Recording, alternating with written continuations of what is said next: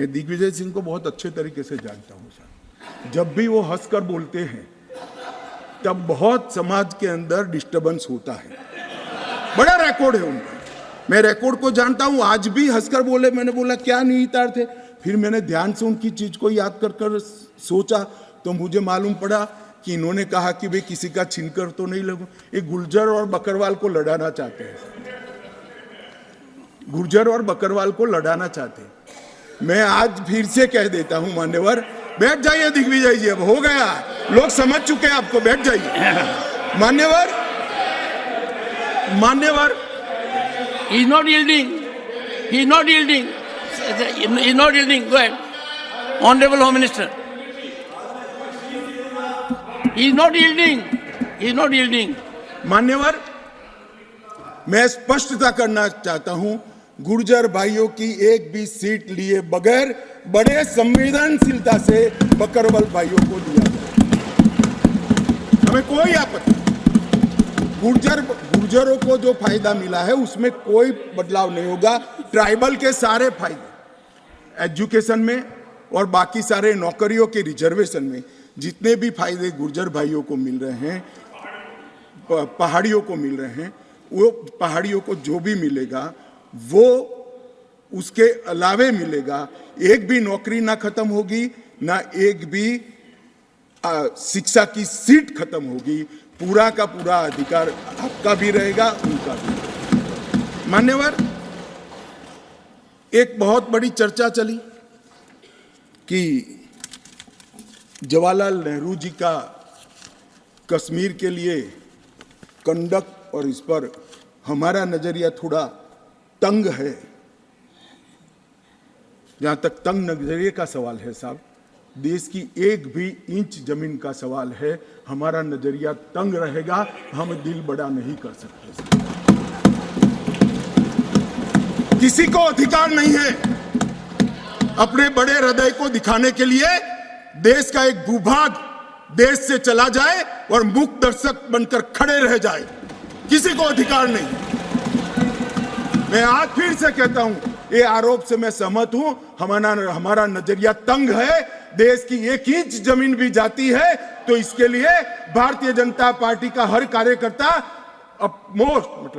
सर्वोच्चता से संघर्ष करेगा, लड़ाई करेगा और लड़ेगा। हमें कोई इसमें शर्म की बात नहीं। मान्यवर, मैं कुछ बातें कहना चाहता हूं। बहुत कुछ कहा है, अभी कहा गया नेहरू के कारण कश्मीर यहां है, नेहरू जी के न होते तो शायद ये बिल ही नहीं आता और कश्मीर होता ही नहीं। इस तरह से कहा। मैं आज कहना चाहता हूं कि जो आजादी के बाद भारत की रचना को जानते हैं उनको मालूम होगा हैदराबाद में इससे भी बड़ा प्रॉब्लम हुआ था। क्या जवाहरलाल जी गए थे क्या?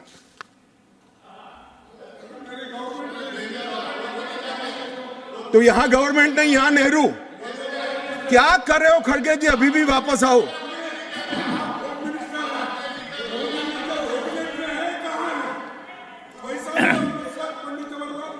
एक मिनट, रिकॉर्ड पर है, कश्मीर में दिग्विजय जी ने सरदार पटेल का नाम नहीं लिया। एक नाम दिया शेख अब्दुल्ला का, दूसरा नाम दिया जवाहरलाल नेहरू का। तो वो होम मिनिस्टर थे, क्यों नहीं दिया भाई?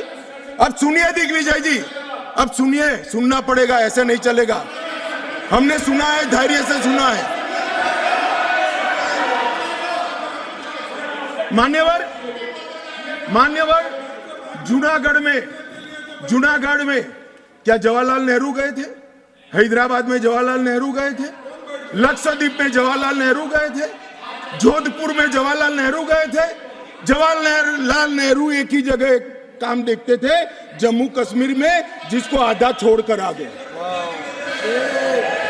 एक ही जगह देखते। मान्यवर, दूसरा, विलय लेट क्यों हुआ? सारे लोग जानते हैं साहब, इतिहास को 1000 फुट नीचे दफन कर दो, वो ऐसा बीज है जो वटवृक्ष बनकर सच्चाई बाहर आ जाती है। सब जानते हैं कि हमारा विलय इसलिए लेट हुआ कि महाराजा पर किसी एक व्यक्ति को किसी एक व्यक्ति को विशेष स्थान देने का आग्रह था, शेख अब्दुल्ला को विशेष स्थान देने का आग्रह था। इसके कारण विलय लेट हुआ और पाकिस्तान को आक्रमण करने का मौका मिला। मैं आज ये पूछना चाहता हूं कि इतने सारे कठिन राज्यों का विलय हो गया, कहीं पर 370 क्यों नहीं है? क्यों नहीं है? ना जोधपुर में है, ना जूनागढ़ में है, ना हैदराबाद में है, ना लक्षद्वीप में है। क्यों 370 नहीं है? कि संवेदनशील हृदय के कारण 370 है। संवेदनशील हृदय। मान्यवर, कंडीशन किसने रखी? किसने स्वीकार की? इतिहास जवाब मांगता है, देश की जनता जवाब मांगती है। जवाब देना पड़ेगा, भाग नहीं सकते इतिहास से कोई। मान्यवर, सेना भेजने में देरी क्यों हुई? और ये कहते हैं कि इसके बाद भी देरी हुई है। मैं साहब एक रेफरेंस सैम मानेकशॉ का देना चाहता हूं। फील्ड मार्शल सैम मानेकशॉ तब डायरेक्टर ऑफ मिलिट्री ऑपरेशंस थे। उन्होंने एक जगह पे कहा है कि कबीलाई हमलावर आक्रामक और लूट मचा रहे थे, तब चर्चा में ही व्यस्त थे। मैं व्यक्ति का नाम देना नहीं चाहता वरना खड़े हो जाएंगे। तब एक मीटिंग में सैम मानेकशॉ मौजूद थे। सरदार पटेल जी ने नेहरू जी को कहा, जवाहर आप कश्मीर चाहते हो या नहीं चाहते हो, देरी क्यों हो रही है? तब जाकर सेना भेजने का निर्णय हुआ है। जवाब देना पड़ेगा। नहीं दिग्विजय भी ऐसे मत करे, मैं भेज दूंगा आपको, पुस्तक ही भेज दूंगा। मान्यवर, Honorable Home Minister is not yielding. He is not yielding. Honorable Home Minister is not yielding. मान्यवर, एक बात सर्वविदित है, अगर असमय सीज फायर असमय नहीं होता तो आज पाक ऑक्यूपाई कश्मीर नहीं होता। अब पत्रों का जिक्र कर रहे हैं, किसी अंग्रेज सेनापति ने देखा, मैं जरूर देखूंगा इसको, अगर लिखा है तो देखना चाहिए। परंतु अफसर कुछ भी कहे, देश का प्रधानमंत्री का देश की जमीन के लिए संवेदनशीलता होना चाहिए या नहीं होना चाहिए? मान्यवर, इतना छोटा सवाल है। हमारी सेना जीत रही थी, वो भाग रहे थे। 2 दिन रुक जाते, पूरा पाक ऑक्यूपाई कश्मीर तिरंगे के तले आ जाता। क्यों किया? दूसरा, क्यों मामले को यूएन में ले जाया गया? अब ये सारी चीजों को आप कहते हैं कि रेफरेंस लाइए। मान्यवर, मुझे मालूम था दिग्विजय सिंह, हाँ करता हूं, बैठिए। मुझे मालूम था साहब ये खड़े हो जाएंगे, इसलिए मैं लेकर आया। मैं एक कोट अनकोट पढ़ता हूं। यूनाइटेड नेशन के अनुभव के बाद मैं इस निष्कर्ष पर पहुंचा हूं कि वहां से कुछ संतोषजनक नतीजों की उम्मीद नहीं की जा सकती। मुझे सीज फायर करना अच्छा फैसला लगा, लेकिन इस मसले को ठीक से हम नहीं निपट पाए, नहीं परख पाए। हम सीज फायर पर और विचार करके बाद में निर्णय करना चाहिए था। हालांकि ये सब भूतकाल की गलतियां हैं।